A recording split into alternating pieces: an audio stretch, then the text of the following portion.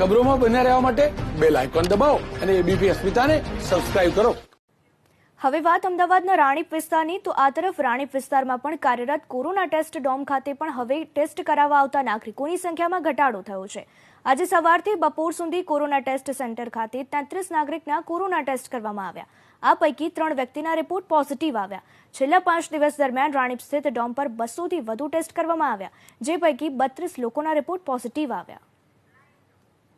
અમદાવાદ શહેરમાં કોરોનાના ડોમ હજી પણ યથાવત રાખવામાં આવે છે, પણ છેલ્લા 5 દિવસમાં દર્દીઓ એટલી સંખ્યામાં આવી રહ્યા છે, પરંતુ કોરોના પોઝિટિવ દર્દીઓની સંખ્યા સતત ઘટી રહી છે. કોઓર્ડિનેટર આપણી સાથે છે અને હાલ કલેક્ટર કચેરી સ્થિત ડોમ ખાતે અમે ઉપસ્થિત છીએ. તેમની સાથે વાત કરવાનો પ્રયાસ કરીશું.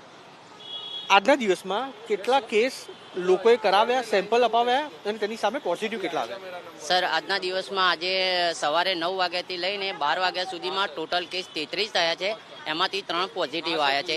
એ બી આ વિસ્તારના નથી, બહારના વિસ્તારના છે. અહીંયા વિસ્તારમાંથી 3 દિવસથી બહુ ઘટાડો છે, પોઝિટિવમાં બહુ કવર આવ્યું છે. છેલ્લા 5 દિવસમાં આશરે કેટલા લોકોએ ટેસ્ટ કરાવ્યા અને પોઝિટિવ લગભગ કેટલા હશે? પહેલા કરતા આંકડો ઘટ્યો છે?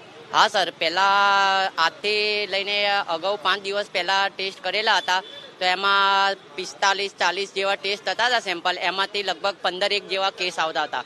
બરાબર, એની જગ્યાએ અત્યારે 33 કેસ થયા છે. એમાંથી 3 જ પોઝિટિવ આવ્યા છે સર.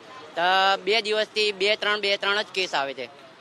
તો દિવાળી બાદ કોરોનાનું જે ગ્રાફ છે તે સતત નીચો જઈ રહ્યો હોઈ શકે તે પ્રકારની શક્યતા જોવા મળી રહી છે, કારણ કે ટેસ્ટિંગ કરાવવા આવતા લોકોની સંખ્યામાં પણ એટલો ઘટાડો જોવા મળી રહ્યો છે. અને જે રીતે કોઓર્ડિનેટર અહીંયા આપણી સાથે જોડાયા હતા તેમનું પણ કહેવું છે કે સવારથી લઈને અત્યાર સુધી 33 જેટલા કેસ ટેસ્ટ કરવામાં આવે છે, તેની સામે 2 થી 3 જેટલા